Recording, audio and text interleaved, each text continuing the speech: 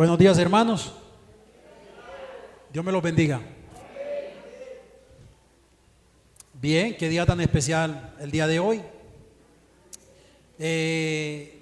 Pues en vísperas de la celebración de la Navidad, vamos en esta mañana a estudiar un pasaje de la Biblia que solo lo encontramos en el libro del Evangelio según San Mateo. Pero quiero que comencemos en este día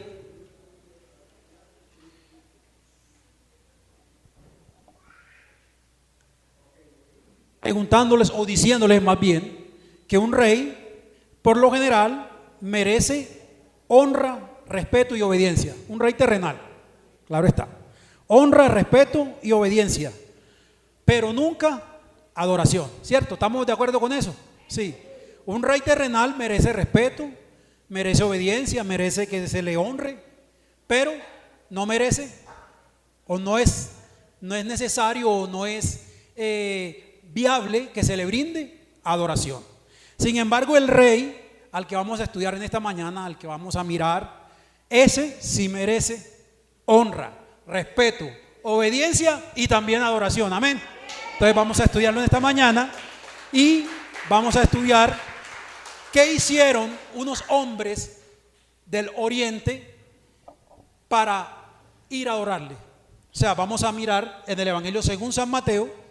Yo les invito a que abran sus Biblias y estudiemos, como ya les dije, una narrativa que no se encuentra en ningún otro evangelio, solo en el Evangelio según San Mateo, que es, ya ustedes se imaginan, la visita de los magos. Dice ahí claramente, si Mateo capítulo 2, si leemos en la Reina Valera, dice así literalmente, pues lo que se refiere al título que le da el autor o las personas que compilaron la Biblia a la perícopa de de Mateo capítulo 1 del versículo 1 al Mateo capítulo 2 del versículo 1 al 12, dice la visita de los magos. Y desde que estaba pequeño me causaba curiosidad cómo unos magos estaban asociados al nacimiento de Jesús, ¿cierto? Yo siempre desde pequeño me preguntaba eso y ahora que ya crecí, pues fue que logré entenderlo. Y en esta mañana, de pronto hay niños o personas que aún se lo preguntan, hoy lo vamos a descifrar y a mirar qué fue lo que en realidad ocurrió. Entonces yo les invito a que leamos en Mateo capítulo 1, versículo 1 al 12, y leo en la Biblia versión Reina Valera. Cuando Jesús nació en Belén de Judea, en días del rey Herodes, vinieron del oriente a Jerusalén unos magos, diciendo: ¿dónde está el rey de los judíos que ha nacido? Porque su estrella hemos visto en el oriente y venimos a adorarle. Oyendo esto, el rey Herodes se turbó y toda Jerusalén con él. Y convocados todos los principales sacerdotes y los escribas del pueblo, les preguntó dónde había de nacer el Cristo. Ellos le dijeron: en Belén de Judea, porque así está escrito por el profeta. Y tú, Belén de la tierra de Judá, ¿no eres la más pequeña entre los príncipes de Judá? Porque de ti saldrá un guiador que apacentará a mi pueblo Israel. Entonces Herodes, llamando en secreto a los magos, indagó de ellos diligentemente el tiempo de la aparición de la estrella, y enviándolos a Belén dijo: id allá y averiguad con diligencia acerca del niño, y cuando le halléis, hacédmelo saber, para que yo también vaya y le adore. Ellos, habiendo oído al rey, se fueron. Y aquí la estrella que habían visto en el oriente iba delante de ellos, hasta que llegando se detuvo sobre donde estaba el niño. Y al ver la estrella se regocijaron con muy grande gozo. Y al entrar en la casa vieron al niño con su madre María, y postrándose lo adoraron. Y abriendo sus tesoros le ofrecieron regalos de oro, incienso y mirra. Pero siendo avisados por revelación en sueños que no volviesen a Herodes, regresaron a su tierra por otro camino. Yo le invito a que inclinemos el rostro y vamos a orar. Señor que estás en los cielos, gracias por tu palabra, porque ella, Señor, oh Dios, es una guía, Padre Santo, porque ella nos dirige, ella nos enseña, ella nos instruye, Señor. Te pedimos que tú nos estés ayudando en esta mañana a entenderla y a hacerla parte de nuestra vida y ponerla por obra, Señor. Ayúdanos y te pedimos que la bendición del Todopoderoso esté con nosotros. En el nombre de Jesús. Amén y amén. Bien, amados hermanos, lo primero que encontramos aquí en la palabra es que cuando Jesús nació en Belén, llegaron del oriente unos magos. Y como ya les decía, la palabra causa curiosidad porque la magia o la visita de estos hombres que practicaban la magia, se supone, ¿no? ¿Por qué iba a estar asociada con el nacimiento del rey del mundo? Estos magos de Oriente que visitan a Jesús, lo estaban visitando por una razón muy importante y ahí la encontramos. ¿Cuál era? Ellos querían adorarle. Y para iniciar quiero darles a conocer ¿cómo diremos? El origen de la palabra mago. Entonces resulta que la palabra mago parece provenir de una raíz que significa grandeza. Una raíz que significa grandeza. En los escritos de Heródoto, un historiador griego, aparece por primera vez para referirse a una tribu de los medos que llegó a desarrollar una habilidad en el estudio de la ciencia y en particular de la astronomía. Entonces estos hombres eran personas que se dedicaban al estudio de los astros, del movimiento del cosmos, de las estrellas.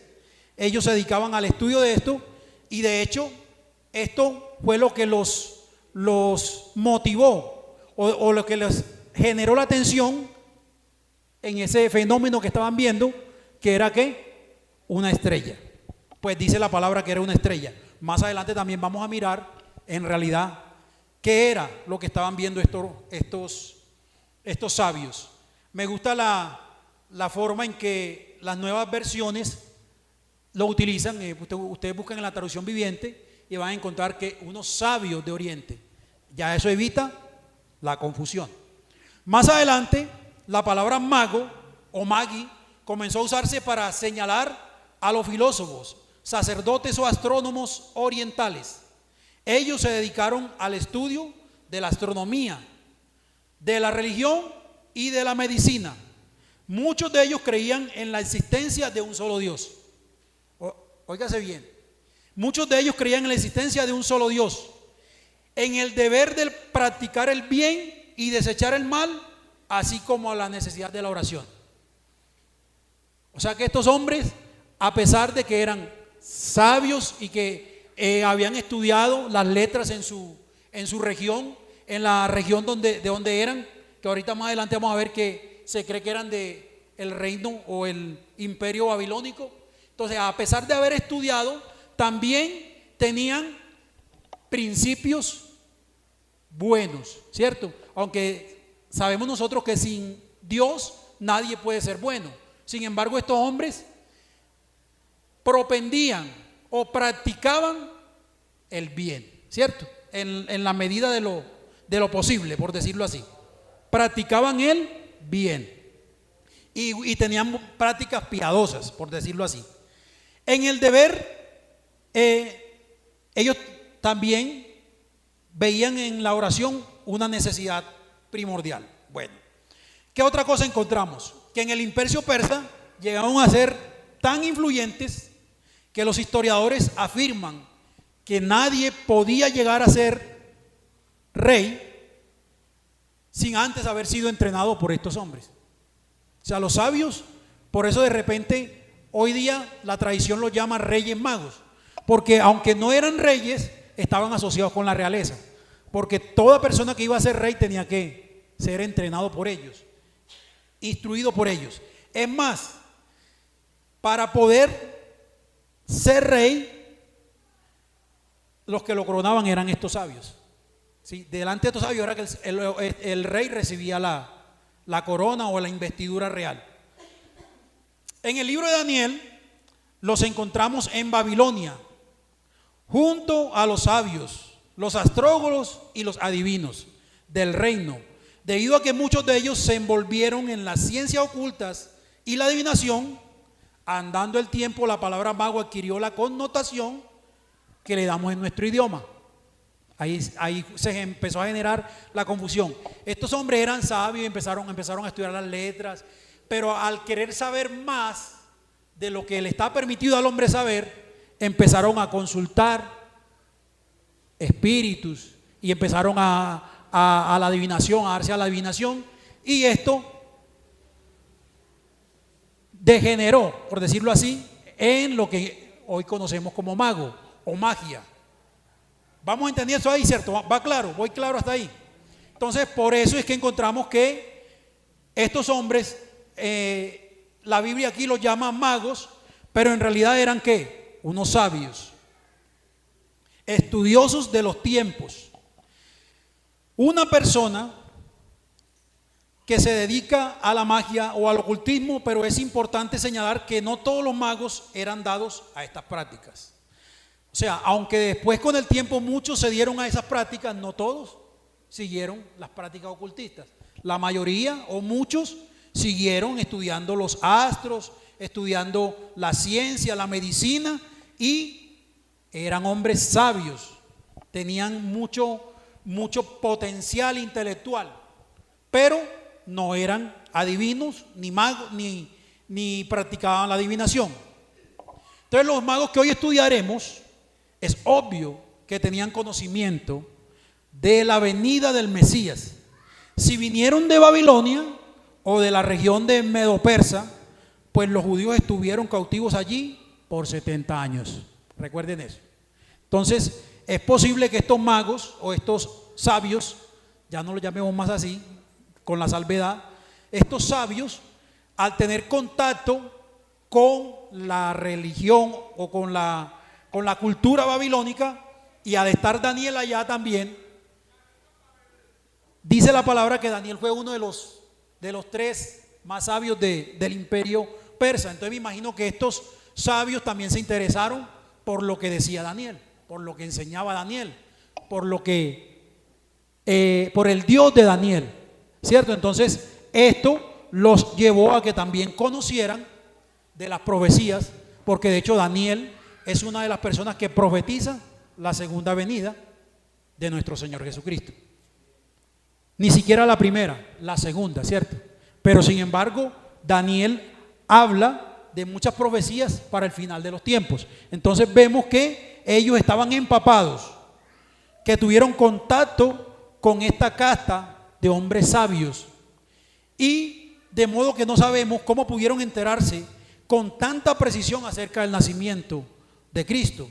Ellos sabían que Jesús iba a nacer y que sería probablemente durante la dominación romana, porque Daniel lo había profetizado 500 años antes. El punto es que Dios, de alguna manera, les hizo saber que ese Mesías que habían esperado por tanto tiempo había nacido, por lo que decidieron hacer un largo viaje de más de 1600 kilómetros al lomo de camello para venir a adorarle.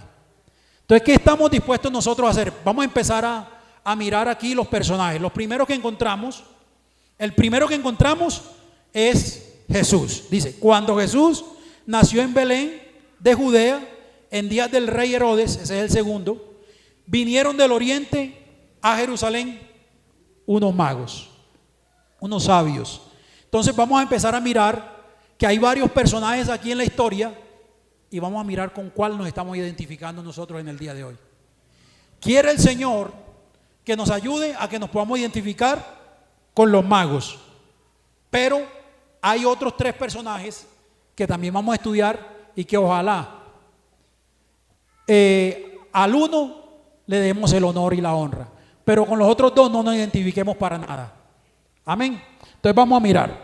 Entonces los magos, ya dada la aclaración, llegaron a Belén con el ánimo de adorar al rey. ¿Sí? Entonces llegaron allí y empezaron a indagar. Llegaron a ese lugar, gracias hermana, a Jerusalén, claro. Llegaron a ese lugar a indagar donde estaba quién, la máxima autoridad, que era quién, Herodes. ¿Sí? Y ahí vemos el primer detalle de esta historia. El reinado de Jesús es un reinado universal. El reinado de Jesús es un reinado universal. Aunque en lo dicho, como iremos en la lectura de la palabra, vemos que dice el rey de los judíos. Él era un rey universal. Aunque era para solo una raza, los magos presagian de que este era un rey universal, porque aún en su tierra, 1600 kilómetros lejos de donde iba a nacer el rey, ellos se habían enterado de alguna forma que iban a ser un rey que iba a gobernar universalmente, y por eso decidieron ir a adorarle. En esta mañana empecemos a preguntarnos: ¿qué estoy dispuesto a hacer por el rey que nació hace 2000 años? Bueno, 2024 años. ¿Qué estoy dispuesto a hacer por él?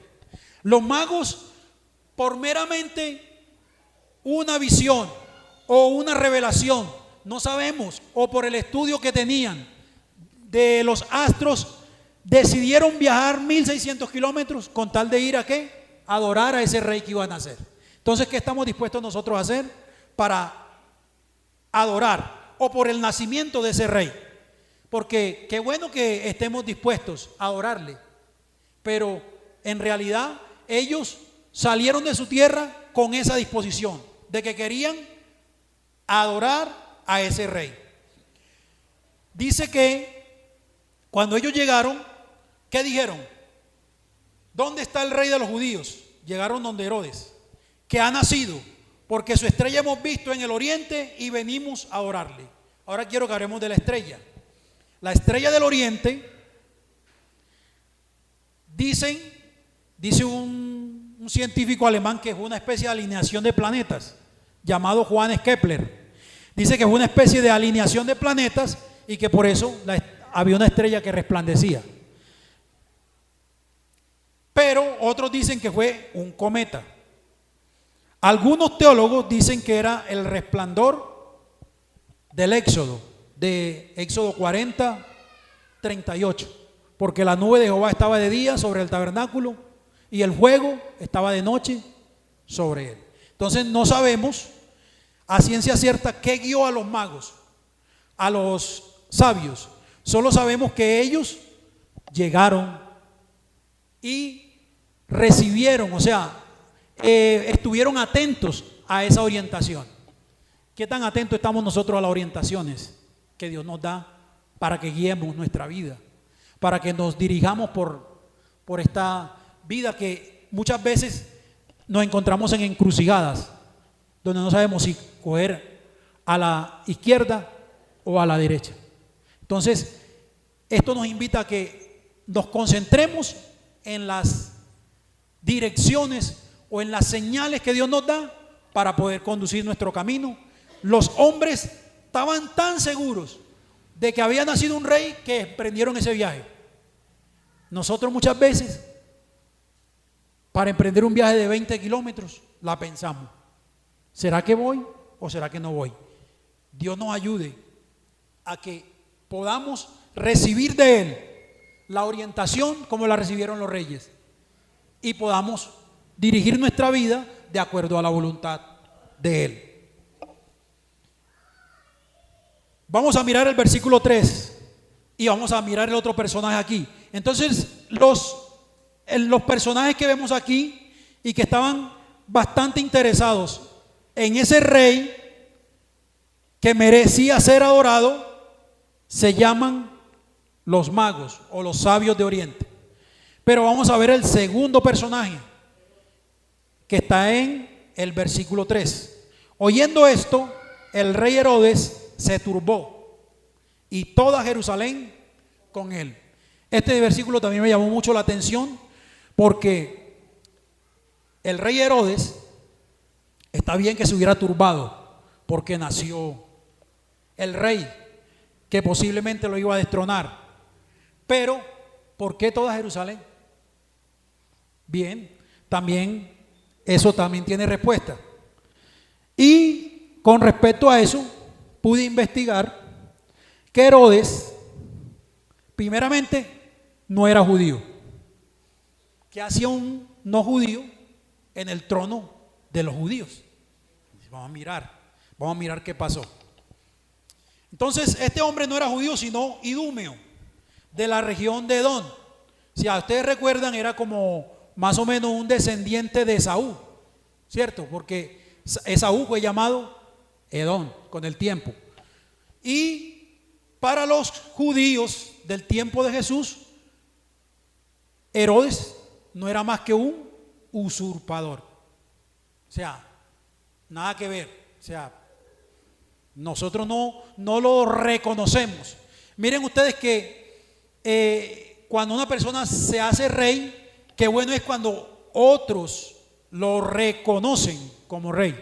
Pero cuando la persona se hace rey a imposición, entonces lo reconocen o lo ven como rey, pero no por su propia voluntad, o no porque entonces ese rey es un rey impositivo. Entonces eso era lo que era Herodes en Israel.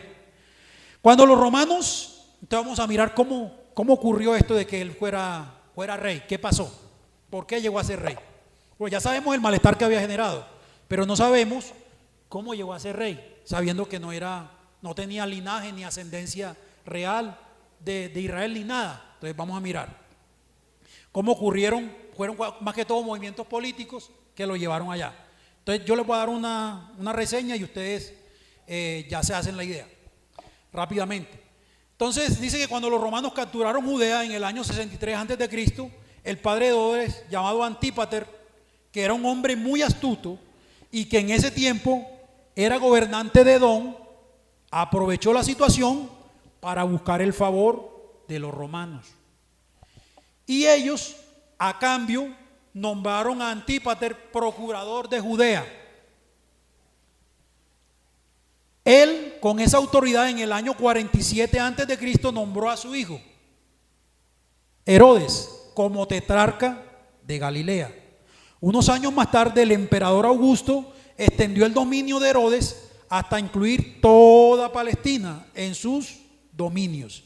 Y es así como Herodes llegó a ser rey de los judíos, por esta artimaña que hizo su padre. Esto generó gran malestar, pero para suavizar la situación, ¿qué hizo Herodes? Se casó con una judía llamada Mariana, que era descendiente de la última familia que había gobernado a Israel antes del dominio romano. O sea, le estaba buscando el lado de la ascendencia real. Pero Herodes nunca dejó de tener miedo, terror a todo lo que sonara a conspiración.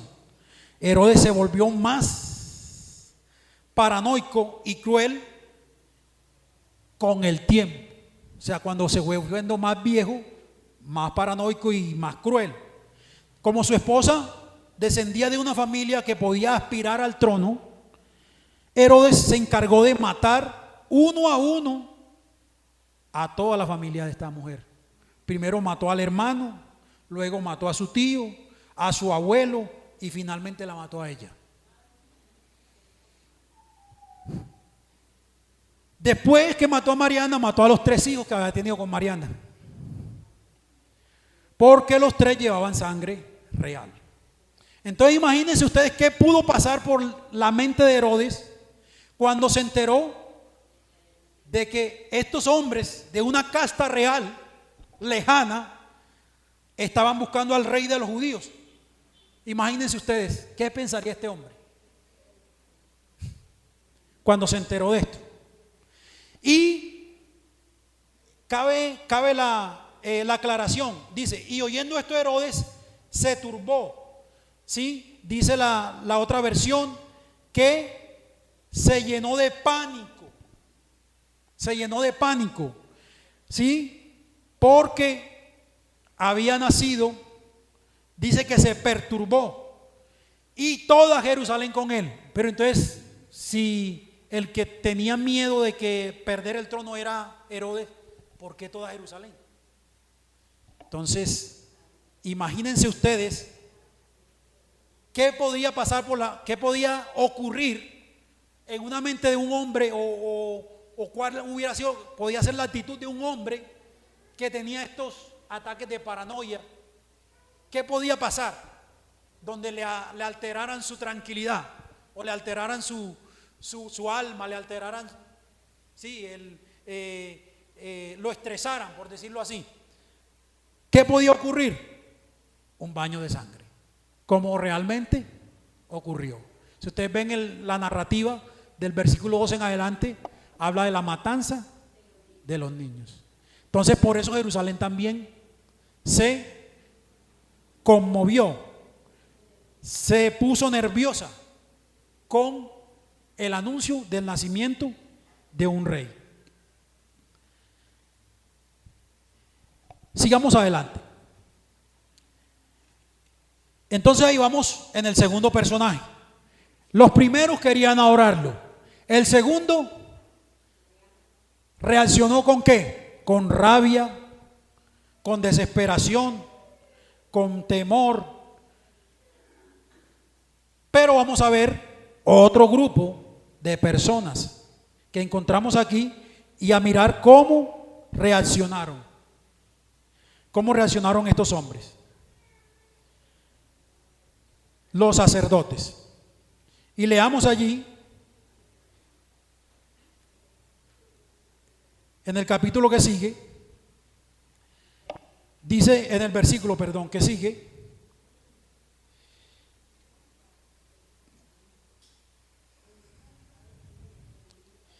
entonces Herodes, ¿qué?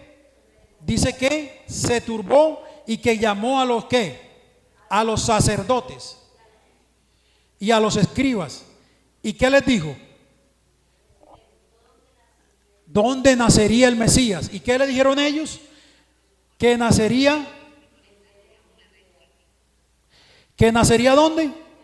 En Belén, porque estaba escrito: oh tú Belén, tierra de Judá, no eres la más pequeña entre todas las tribus, porque de ti saldrá ¿qué? Un guiador que guiará a mi pueblo. Entonces los sacerdotes le citaron el libro de ¿qué? De Miqueas, capítulo 5, versículo 2. Pero, ¿qué hicieron los sacerdotes con esa información?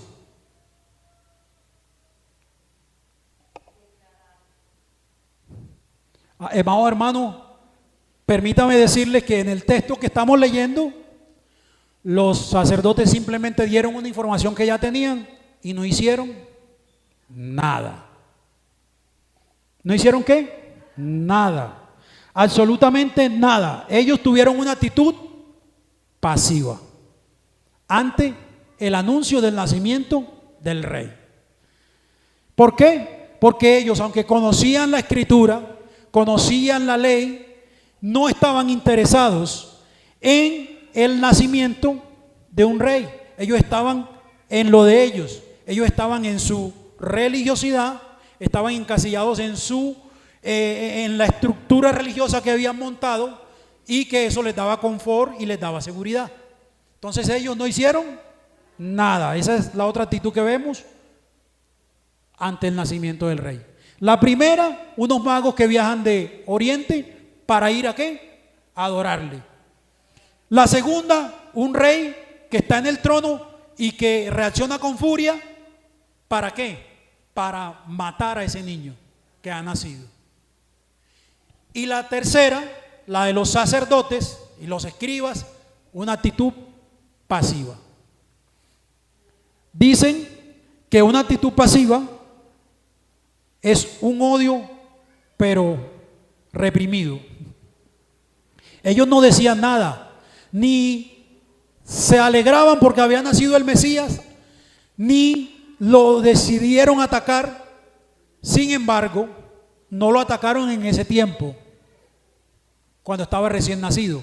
Pero más adelante, si ustedes pueden apreciar, si alcanzan ustedes a ver todos los rifirrafes, no sé si me hago entender con la palabra, todas las controversias que tuvo Jesús con los escribas y los fariseos y los sacerdotes. Qué tantas controversias, qué tantas intrigas, qué tantas preguntas le hacían ellos con tal de qué, de hacerlo caer, de hacerlo declinar en su ministerio. Muchas gracias, mi hermana. Entonces, la estrella que estuvimos viendo, entonces los sacerdotes no tuvieron sino una actitud pasiva ante el nacimiento del rey. Vamos a mirar, quiero que miremos aquí en los versículos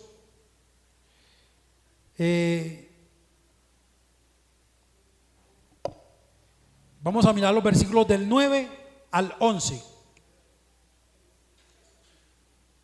Del 9 al 11.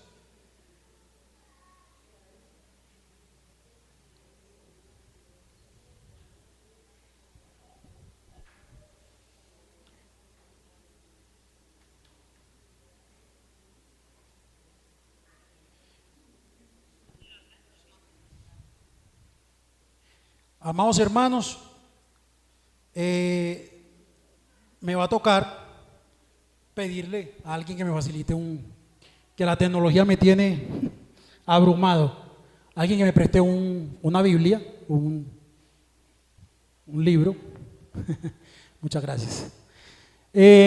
Sí, a veces la tecnología falla y no hay nada que hacer. Vamos a leer en el versículo 9. Muchas gracias.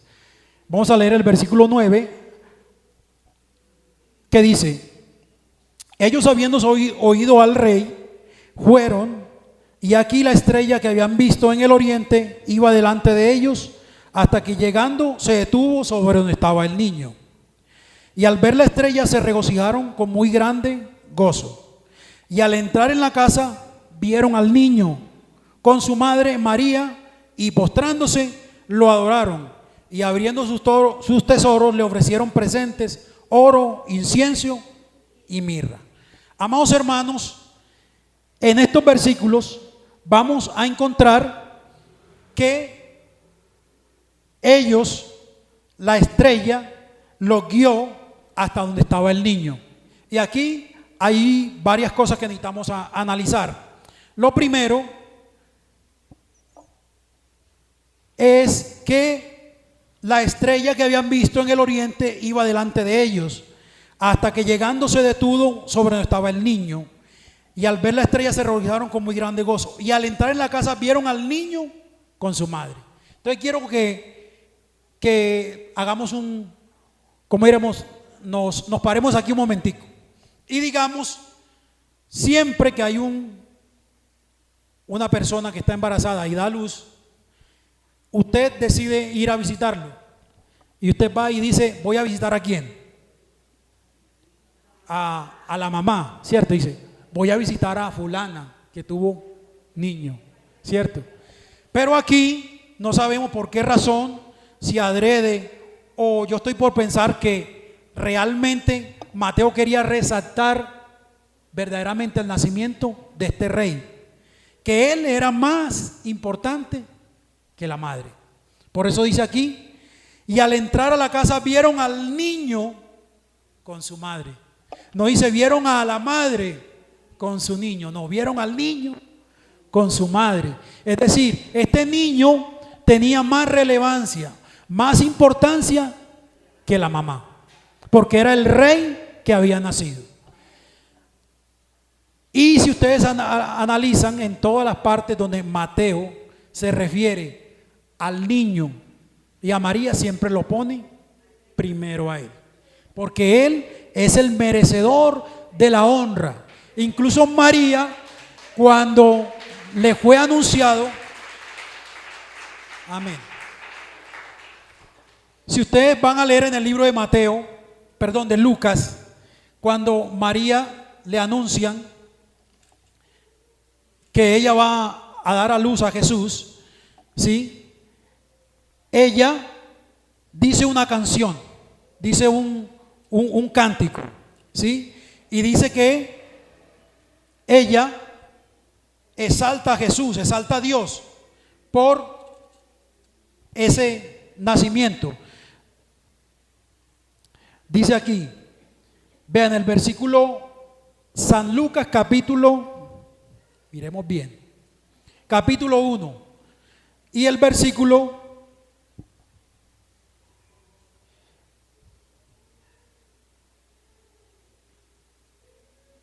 46. Dice, entonces María dijo, engrandece mi alma al Señor y mi espíritu se regocija en Dios mi Salvador, porque ha mirado la bajeza de su sierva. Pues he aquí, desde ahora me dirán bienaventurada todas las generaciones, porque ha hecho grandes cosas, poderoso, santo es su nombre, y su misericordia es de generación en generación a los que le temen. Hizo proezas con su brazo, esparció los soberbios en el pensamiento de sus corazones, quitó de los tronos a los poderosos y exaltó a los humildes, y a los hambrientos colmó de bienes, y a los ricos envió vacíos. Socorrió a Israel su siervo, acordándose de la misericordia, de la cual nuestros padres para con Abraham y su descendencia para siempre. Entonces vemos que María también exalta a Dios y al Dios hecho carne que iba a ¿qué? A posarse en su vientre. Amén. Entonces exalta a ese Dios y María reconoce la autoridad, reconoce el dominio, reconoce el reinado de Jesús. Si ustedes leen en San Juan capítulo 2, ¿qué dijo ella? Es la única palabra que encontramos en la Biblia que María dice refiriéndose a Jesús: haced todo lo que Él os diga. Amén. Esas son todas las palabras que María dice en la palabra refiriéndose a su hijo: haced todo lo que Él os diga. Entonces ella también era una adoradora de este rey que había nacido, porque realmente ella también fue necesario que creyera en Él como Salvador para poder obtener la vida eterna. Amén. Porque sabemos que muchos de los hermanos de Jesús al principio no creían en Él, se lo gozaban, se burlaban de Él. Entonces vieron al niño con su madre y se postraron y lo adoraron y le dieron sus presentes: oro, incienso y mirra. ¿Qué ha traído usted para adorar al Rey en esta mañana? Los sabios del oriente trajeron oro, incienso y mirra. El oro era algo digno de un rey. El incienso se utilizaba en el culto y la adoración, es decir, esto es para adorar a este rey. El oro porque es digno de un rey que acabó de nacer y necesita ¿qué? Tener riqueza. ¿Para qué necesitaba Jesús ese oro? Porque no crean que es un oro, como decimos, una palabra que vale oro. No era algo simbólico, era un oro literal. Pues bien, este oro, muchos creen que sirvió en gran medida para costear el viaje que tuvieron que hacer a Egipto en huida. O sea, muchos dicen eso, que no habían los recursos, José no tenía los recursos suficientes para ese largo viaje que tuvieron que emprender, porque aunque de repente no sabemos cómo lo hicieron, si a lomo de mula, de camello, pero los hospedajes y la comida, los viáticos, por decirlo así, tuvieron que costeárselos para llegar a Egipto. Entonces es posible que sea real, que esto sirvió para que pudieran viajar a Egipto para poder resguardarse de Herodes. ¿Qué otra cosa? El incienso era utilizado en el culto de la oración y la mirra se utilizaba para la perfumería y para los ungüentos. Esto da señas de la naturaleza de Jesús, la naturaleza humana, claro está, de que era un hombre, era verdadero hombre. Ustedes saben que Jesús tiene dos naturalezas. Él es 100% Dios y 100% hombre. Entonces para eso era la mirra, para simbolizar, para dar a entender que realmente este niño también era hombre. Era Dios hecho hombre.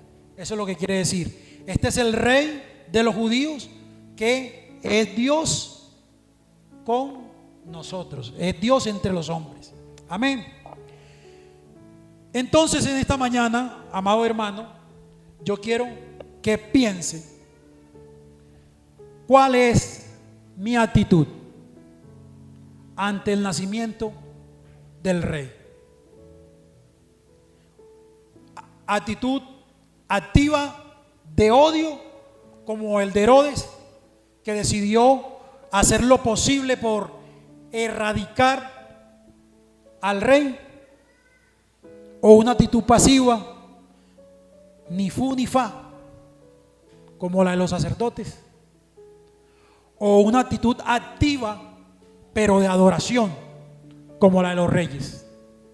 ¿Qué actitud tiene usted hoy en su corazón hacia ese rey que nació?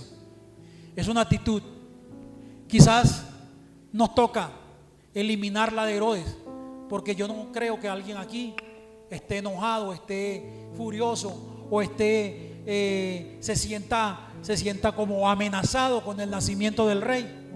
Pero de repente podemos encontrar la de los sacerdotes, porque a muchos el nacimiento del rey ni nos va ni nos viene.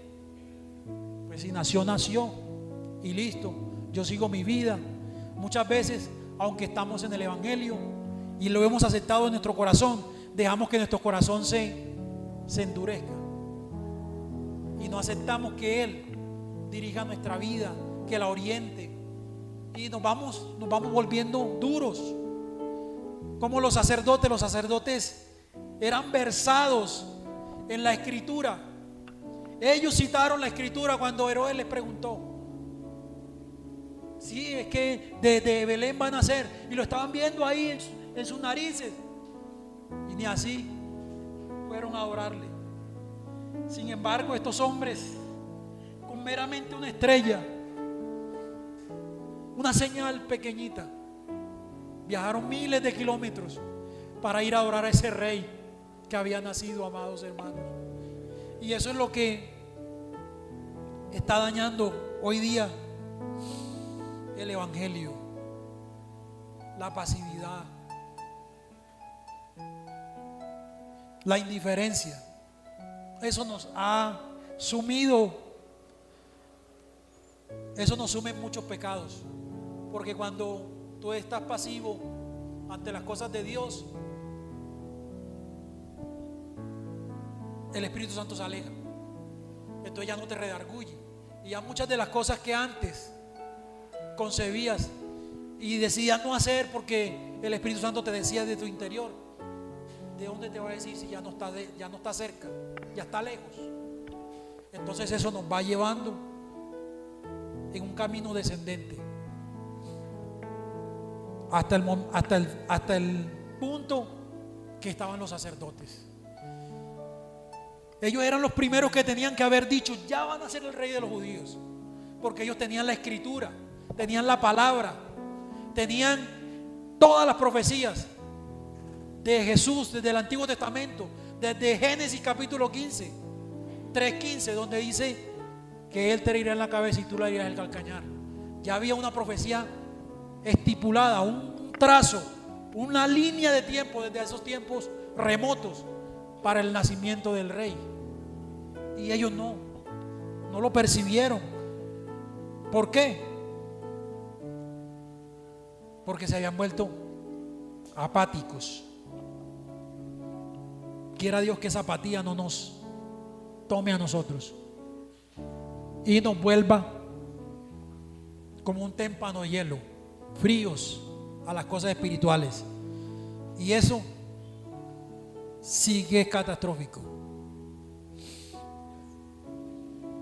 No sé si lo que voy a decir va a sonar controversial y de pronto llegue a ser crucificado por lo que voy a decir, pero es mejor estar en el mundo que tener esa actitud aún en el evangelio, porque así el corazón se va endureciendo y cada vez más nos vamos volviendo menos sensibles a la voz de Dios. ¿Y en qué terminamos? En destrucción. Pero la persona que está allá afuera llega un momento con un rayo de luz y si recibe a Jesús, recibe la vida eterna.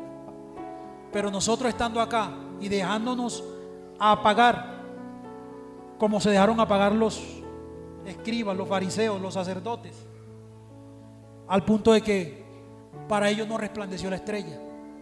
La estrella resplandeció ¿para quiénes? Para los sabios de Oriente. Ellos sí, no sé qué relación, qué tenían con Dios, porque los guió hasta llegar al lugar preciso donde debían adorar, porque ellos con una mera señal emprendieron un largo viaje. Pero nosotros con miles de señales muchas veces no tomamos las decisiones que debemos tomar. Entonces que el Señor nos ayude a que podamos en esta mañana ser como los sabios de Oriente, que emprendieron un largo viaje para adorar al Rey, y no como los sacerdotes, que aunque lo tenían allí, había nacido en sus predios, había nacido en sus dominios, lo tuvieron como nada, lo tuvieron como poco, y por eso no le dieron la honra que se merecía. Cada quien le da el valor a las cosas diferente. Este lapicero es un lapicero común, convencional, valdrá cualquier 3,000, 4,000 pesos, pero cada quien le da el valor de acuerdo a cómo ha llegado a sus manos, ¿cierto? ¿Quién se lo dio? ¿Cómo lo tuvo? Si pagó un precio por él, pues ese es su valor, 4,000 pesos, 3,000 pesos. Pero si se lo regaló a alguien de gran estima, que usted verdaderamente, su mamá, su papá, un tío, un sobrino, ¿usted qué? Lo atesora. ¿Por qué? Le da valor, no valor comercial, sino un valor sentimental. Asimismo, Jesús vino para ser el Rey de toda la humanidad, pero cada quien le da el valor que Él se merece. Me causa curiosidad que muchas veces, pues, ya no, pero eso fue como una noticia muy mediática, y es como todo esto que tiene que ver con los reinados, el rey de Inglaterra, el rey de España, y la gente anda pendiente de qué hizo la reina, qué hizo el príncipe, y todo como que anduvo bien hasta que murió la señora, la viejita Isabel. Entonces todo como que anduvo bien, pero después de eso la cosa como que se disparateó, por decirlo así.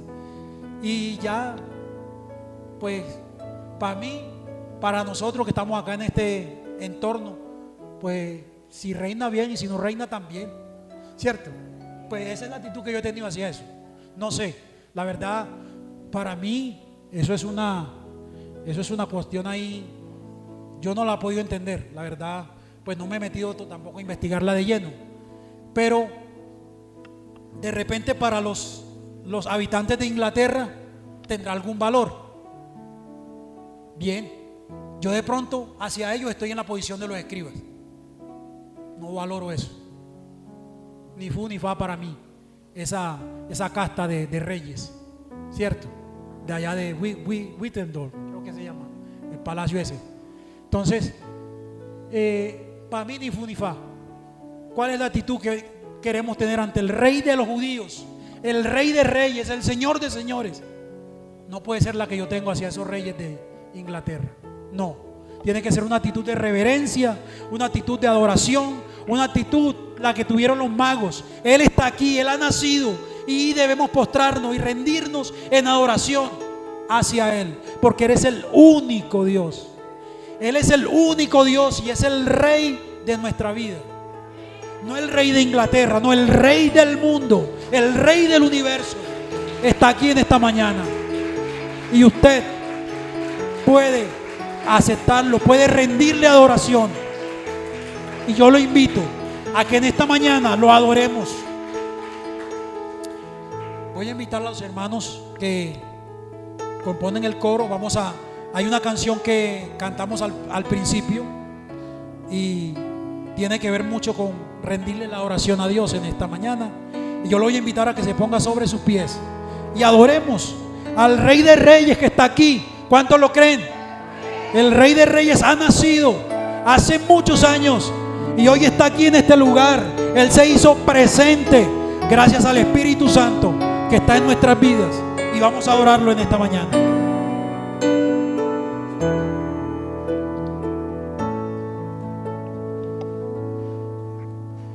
Vine a adorar a Dios. Vine a adorar a Dios. Vine a adorar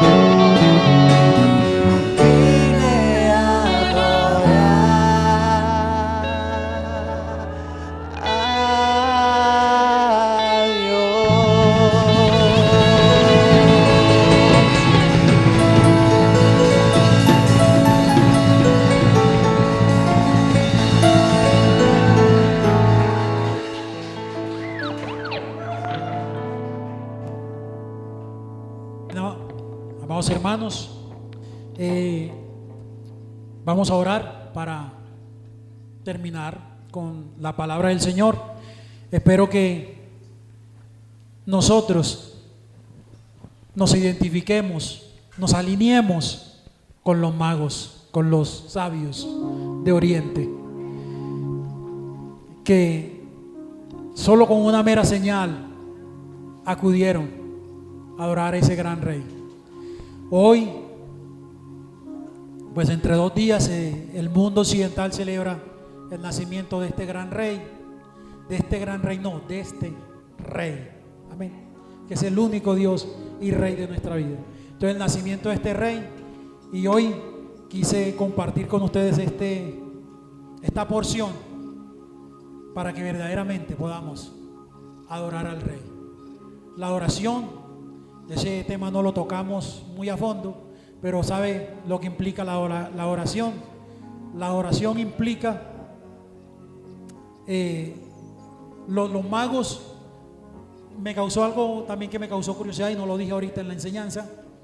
Los magos llegaron a Jesús y le adoraron, y con el perdón de los hermanos aquí presentes, no llevaban ni guitarra, ni piano, ni batería, ni una conga, ni una charrasca. No llevaban sino su corazón. Amén. Gracias damos a Dios por los hermanos, porque gracias a ellos podemos adorarle a Dios con expresiones de música. Pero la oración a Dios no se limita solo a eso, sino que va más allá. Es entrega, es nuestra vida rendida a Él en adoración precisamente.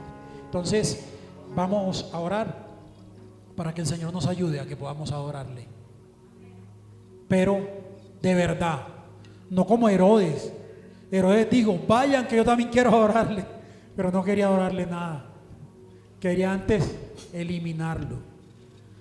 Pero Dios, que conoce los corazones, protegió a su hijo y lo puso a salvo de las manos de este hombre que quería destruirlo.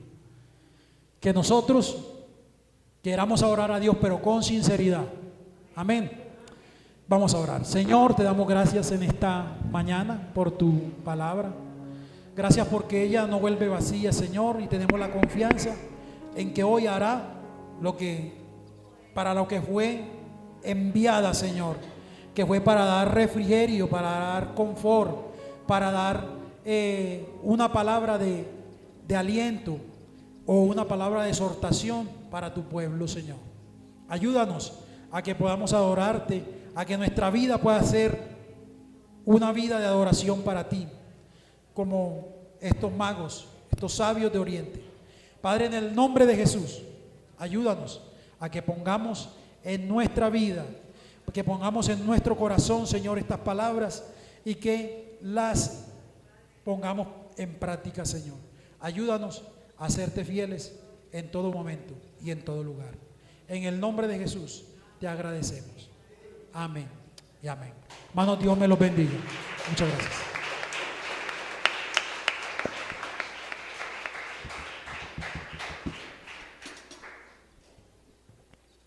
Le invito a que se siente un momentico.